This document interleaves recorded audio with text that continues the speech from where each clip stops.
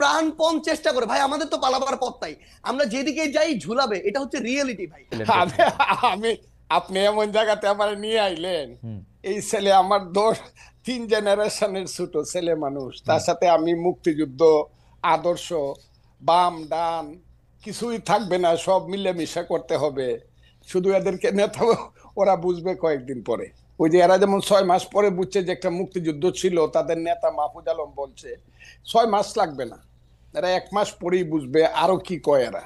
আমি এই কথাটা বলে দিলাম, বাবারা তোমরা ভালো থাকো। এর আগে কোনো মহান নেতার সাথে আমি বসি না, আমি আগে জানলে মহিউদ্দিন সাহেবরে আমি অন্য কিছু বলতাম। শুনো তুমি কথাটা, ফাউন্ডেশন কি বুঝায়? একটা বিল্ডিং এর ফাউন্ডেশন, বাংলাদেশের ফাউন্ডেশন কি? বাংলাদেশ নামটা কিভাবে হলো, কিসের মধ্য দিয়ে বাংলাদেশ? এটা তো নামটা ছিল পূর্ব পাকিস্তান, এটা বাংলাদেশ হলো কেমনে? তুমি 47-কে বলতেছো আজাদির যুদ্ধ, আজাদির যুদ্ধ তো 52 সনে শেষ হয়ে গেছে। 52 সনে আইসেই তো স্লোগান হয়ে গেল আমার মায়ের ভাষা কেড়ে নেওয়া যাবে না, যখন পাকিস্তানিরা পাঞ্জাবিরা আমাদের ভাষা কেড়ে নিতে চাইলো। মাত্র 5 বছরের মাথায় তো সব শেষ হয়ে গেল। এরপরে 52 থেকে যে তোমার সাথে কি বলবো, 69 71, তোমার বাবার জন্ম কত সনে আমি জানি না, আরো পরে হবে, আমার চেয়ে ছোট হবে তোমার বাবা। তুমি একটা কথা মনে রাখবার চেষ্টা করো, ইতিহাস বাদ দিয়া বাংলাদেশের এই যে 62, 64, 66, 69, 71 বাদ দেয়া, শুধু তোমরা এসে একটা আন্দোলনে জয়লাভ করে ফেলছো এবং আন্দোলনের মাথায় তোমরা দাঁড়াইছো। এই ফসলটা কিন্তু বপন করছে জমির মধ্যে বিএনপি সহ বিরোধী দল, বীজ ফালাইছে বিরোধী দল, চারা লাগাইছে বিরোধী দল, হালিবাজ দিছে বিরোধী দল, ধান হলুদ করছে পানি দিছে বিরোধী দল। তোমরা এসে 1 মাসে কাইটা দিছো, 1 মাসে কাইটা দিয়ে তোমরা মনে ছোট প্রশ্ন করতে চাই, আপনি যাদেরকে বলতেছেন ওরা আইসা কাইটা দিছে, ওরা না আসলে আপনারা কি কাটতে পারতেন? একদম একদম, হয়তো বা আরো 15 দিন পরে হইতো, আরো 1 মাস পরে হইতো, কিন্তু হতো না। কে বলছে? আমার সন্তানের মতো। আমি যখন ছাত্রলীগের প্রেসিডেন্ট 80 সনে, ওই সময় বোধহয় ও জন্মগ্রহণ করে নাই। আমি 80 সনে ছাত্রলীগের প্রেসিডেন্ট, 83 পর্যন্ত এরশাদ বিরুদ্ধে আন্দোলনের আমি প্রধান নেতা। যেদিন জয়নাল জাফর মুজাম্মেল কাঞ্চন দীপালি শাহ, আমি প্রধান নেতা, আমি একা বক্তৃতা করছি। এগুলো তো এদেরকে বলে লাভ নাই তো, এইসব কথা। তুফাইল আহমদরা কারা, শাহ মুয়াজ্জেমরা কারা, নূরে আলম সিদ্দিকে মুক্তিযুদ্ধ কারা করছে? এরা কি আন্দোলন সংগ্রাম করে এরা কি আন্দোলন করেই কইছে আমাকে মন্ত্রিসভায় নেও আর আমার কথায় রাষ্ট্র চলবো? এরা তো এখন গ্রামে গ্রামে বৈশা থাকে, ওই যে সমন্বয়কের নামে জেলায় জেলায় কি করতেছে তারা। এখন দল করবে, আমি তাদেরকে অভিনন্দন জানাই রাখলাম। বাবারা একটা দল করো, তোমাদের দল অনেক বড় হোক, সব মানুষ তোমাদেরকে ভোট দেখ, তোমরা মানুষের কাছে যাও, গিয়া তোমরা দেশ চালাও। কিন্তু আমাদেরকে নিয়ে, আমাদের মুক্তিযুদ্ধ নিয়ে কটাক্ষ করিয়া যা ইচ্ছা তা বলবা, যে আমরা মাপ চাইতে হবে, এখন মুসলমানরা আল্লাহর কাছে মাপ চাইতে হবে, মুক্তিযুদ্ধের যে কথাটাও আমাদেরকে সহ্য করতে হবে। এবং এই কথার পিছনে জামাত ইসলাম নাই, এটা আমাকে ধরতে হবে। এটা কে বলছে? জামাত ইসলাম সবকিছুর পিছনে আছে, যেখানে তোমরা বলো শিবির আছে সমস্ত কিছুর পিছনে। তবে একটা কথা তোমাদেরকে বলি, এই দিন কিন্তু দিন না, this is not the last. এই মুভমেন্টে লাস্ট মুভমেন্ট না, কিন্তু এই গেমটা কিন্তু ফাইনাল গেম।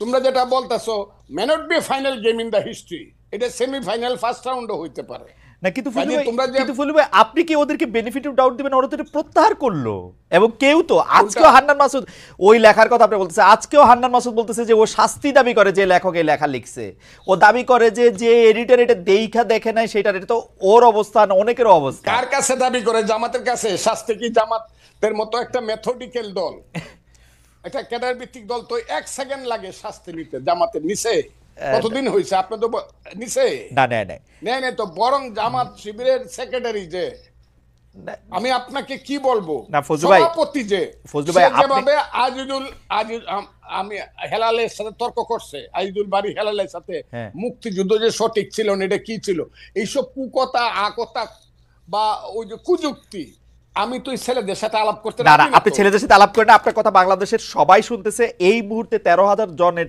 বেশি এতে লাইভ দেখতেছে। আপনি আমাকে একটা কথা বলেন, আপনি বাংলাদেশের একজন, মানে আমি কি বলবো, সবচেয়ে সাহসী মুক্তিযোদ্ধাদের একজন, মুক্তিযোদ্ধার একজন কমান্ডার। আমাদের যে 54 বছর পরে আইসা মুক্তিযুদ্ধের গুরুত্ব ওদেরকে বুঝাইতে হইতেছে, আপনি যাদেরকে 2 প্রজন্মের পরের 3 প্রজন্মের পরে, আমারও 2 প্রজন্মের পরের যাদেরকে এটা বুঝাইতে হইতেছে, এর জন্য কি আমরা দায়ী না? আমরা মুক্তিযুদ্ধটাকে কোন জায়গায় নিয়ে গেছিলাম? আমরা সব জায়গায় 100% দায়ী। 54 বছরের মুক্তিযুদ্ধকে সবাই আপনি আমার ওই বক্তব্য শুনবেন। আমি আমার সন্তানকে বলবো, ওই যে আমি বলছি যে প্রথম দিন থেকে মুক্তিযুদ্ধের ট্রেনটা ভুল লাইনে উঠছিল। শুনছেন আপনি আমার এই বক্তব্যটা? এটা আমি কারে বলছি? আমার একটা আফসোস কি জানেন, যেই কথা আপনি ধরেন 1972, 73, 74 সালে আপনি বলতেছেন, 30 বছর 35 বছরের একটা দুর্দণ্ড প্রতাপশালী যুবক, সেই কথাই যখন আবার ওরা বলে, ওর কাছাকাছি কথা বললে আপনি এটা সহ্য করতে পারতেছেন না, এটার কারণটা কি? আসলে না, ওরা তো মুক্তিযুদ্ধটাকে মাকে অস্বীকার করে। মাকে যে অস্বীকার করে সে সন্তান না। আমি তো মাকে অস্বীকার করি না। আমি বলি আমার মাকে ভুল পথে নেওয়া হয়েছে, আমি বলি সেইটা। আমি তো মাকে অস্বীকার করি না, তো মা অস্বীকার করে। তাই নাকি? আমি মুক্তিযুদ্ধ তো অস্বীকার করি না, আমি বলি মুক্তিযুদ্ধের ট্রেনটাকে ভুল পথে চালানো। আমি বলি তো সেইটা। শুধু ট্রেন ভুল পথে চালানো না, মুক্তিযুদ্ধের নাম কইরা মানে শোষণ, জনতোষণ, দুর্নীতি। মুক্তিযুদ্ধের নাম করে লাভ হইছে। ওই যে ছেলে এখন কথা বলতেছে, হ্যাঁ, ইউনিভার্সিটিতে পড়ে বা অনেক সুন্দর সুন্দর কথা বলে, এরা কথা বলে মুক্তিযুদ্ধ না হইলে ভুল ত্রুটি যত কিছু 54 বছর বলেন, বাঙালির সন্তান কিন্তু জেনারেল ওয়াকারুজ্জামান হইতো না, বাঙালির সন্তান কিন্তু সিনিয়র সচিব হইতো না, বাঙালির এই দেশে আদমজি, ইস্পাহানি, দাউদ, বাওয়ানির সাইকেলের গাড়ি দেখতাম, তার নাতিদের গাড়ি। আমাদের সেই ছেলে যে এখন ওদের যে নেতা হাসনাত আব্দুল্লাহ, আমি তাকে ধন্যবাদ দিব। সে বলছে আমি 4 কোটি টাকা দামের গাড়ি দৌড়াই। 4 কোটি টাকার গাড়ি বাঙালি ছেলেদের থাকতো না। আদমজির নাতি রোলস রয়েস গাড়ি আমাদের দেখতে হতো। মুক্তিযুদ্ধ হয়েছে বলেই বাঙালি বলতে পারে 36,000 কোটি টাকা চুরি করার মতো সুবিধা হয়েছে। না হইলে দাঁড়ায় দাঁড়ায় দেখতে হইতো পাঞ্জাবিরা কি করে দেশ লুট করে, আর আমাদের মেয়েদেরকে নিয়ে গিয়ে সুন্দর সুন্দর বাগনা বানায়।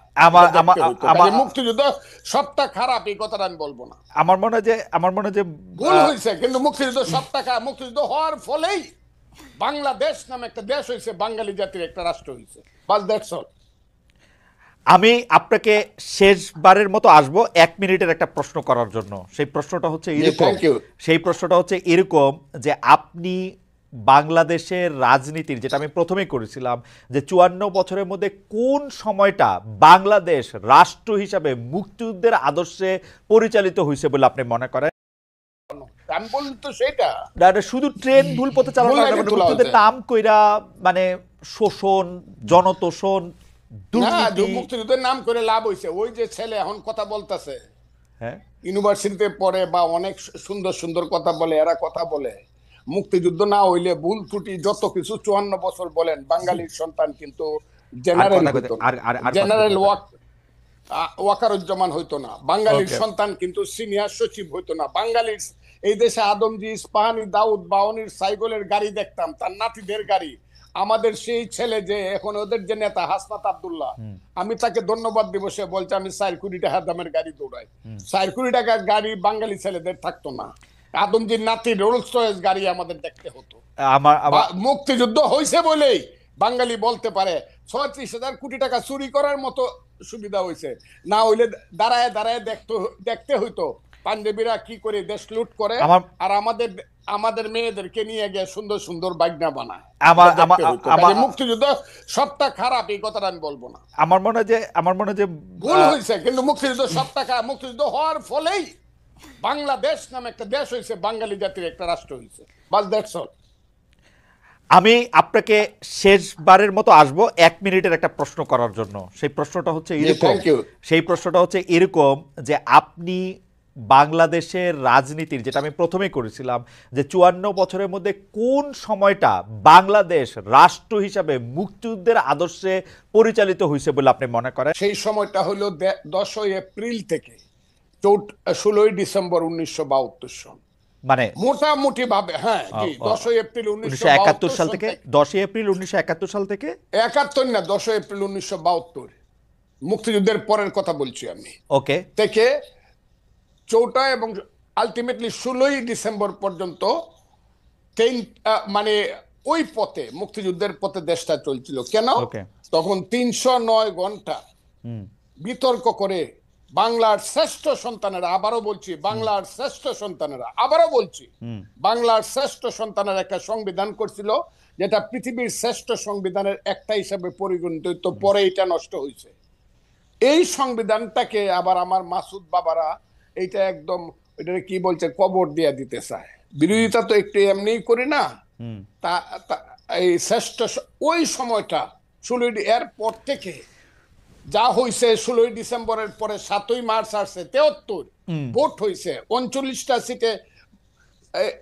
ওই সরকারের আমলেই 39টা সিটে আমার মনে যায় এই ফজলু ভাইয়ের কথা শোনা খুবই মানে কি বলবো, খুবই আকর্ষণীয়, খুব চমৎকার, শুনতে ইচ্ছা করে শুধু, কিন্তু সময় নাই, আমাদের শেষ করতে হচ্ছে। কিন্তু 72 সংবিধানটা আপনি সত্যি পৃথিবীর সর্বশ্রেষ্ঠ সংবিধানগুলির একটা মনে করেন? সর্বশ্রেষ্ঠ বলে নাই তো, সবচেয়ে ভালো সংবিধানগুলি, সবচেয়ে ভালো সংবিধানগুলি একটা না, শ্রেষ্ঠ সংবিধান একটা। আচ্ছা, শ্রেষ্ঠ সংবিধান একটা, ওই 70 অনুচ্ছেদ থাকা সত্ত্বে প্রধানমন্ত্রীর কাছে 70 অনুচ্ছেদ আমি আপনাকে বলি, 70 অনুচ্ছেদ তখন বাস্তবতায় তো এটা তো অনেক সময় লাগবে। 70 অনুচ্ছেদ তো হইলে 54 কে 55 কে 56 সনে ওই যে এমপি এমএলএ হইয়া ভোট কেনাকাটা করে যেভাবে প্রতি 24 ঘন্টায় একবার সরকার বদল হইতো, সেই তিক্ত অভিজ্ঞতা থেকে কিন্তু 70 না, এটা আপনারা বলেন বহুবার, এটার বহু রকম রেমেডি সারা পৃথিবীতে আছে, আপনারা ওইটার দিকে আপনারা জান নাই। যাই হোক, আমার কাছে 70 আমি সমর্থন করি না। আমি 72 এর সংবিধানে ফজলু, আপনি খালি 72 এর সংবিধানে আপনার সাথে আমি আলাদা করে একদিন কথা বলবো না। হাউএভার আপনি মানে একটু আপনার সাথে কথা বলতে একটু প্রস্তুতি নিয়ে আসা উচিত, একটু সময় নিয়ে আসা উচিত, সেই জন্য আমি একটু প্রস্তুতি আর সময় নিয়ে 72 সংবিধানটা নিয়ে আপনার সাথে আপনি একদিন কথা বলবো না।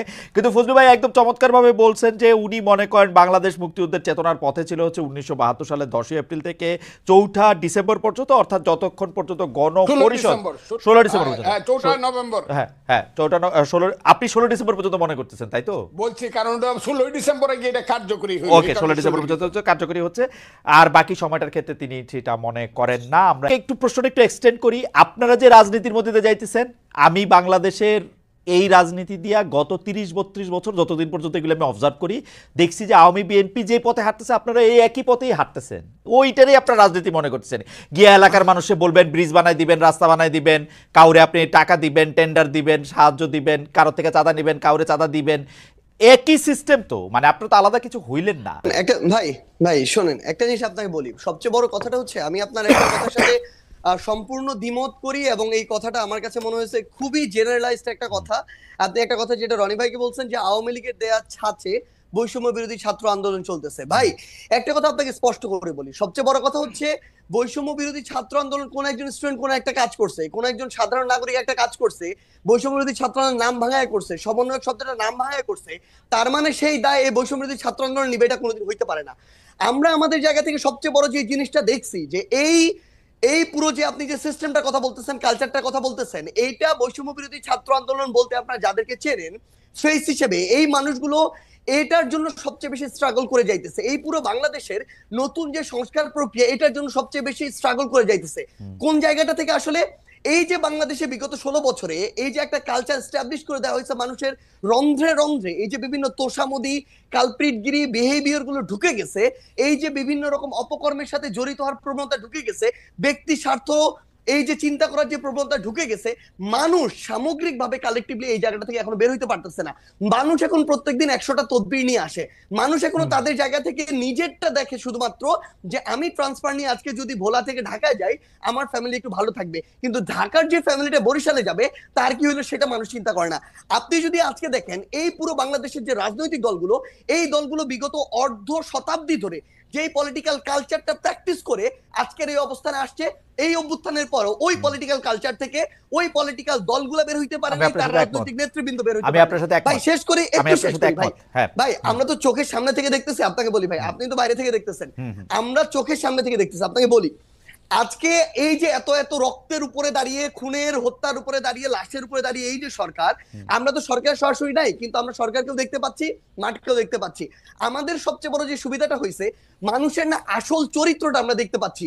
বড় বড় রাজনীতিবিদ, বড় বড় সুশীল, বড় বড় শিক্ষাবিদ, বড় বড় মিডিয়া ব্যক্তিত্ব, এগুলো আপনার সামনে যতটা ভদ্র যেভাবে প্রেজেন্ট করে, ভিতরে এক একটা কালপ্রিট এবং ভণ্ড। এরা ভিতরে ভিতরে নেগোসিয়েশন করে, ভিতরে ভিতরে এরা তদবির করে, ভিতরে ভিতরে এরা আগের কালচারটা এস্টাবলিশ করার জন্য মাঠে তাদের ছেলেদেরকে পাঠায় চাঁদাবাজি করে, উপরে এসে বলে কে ওখানে চাঁদাবাজি করতে গেছে।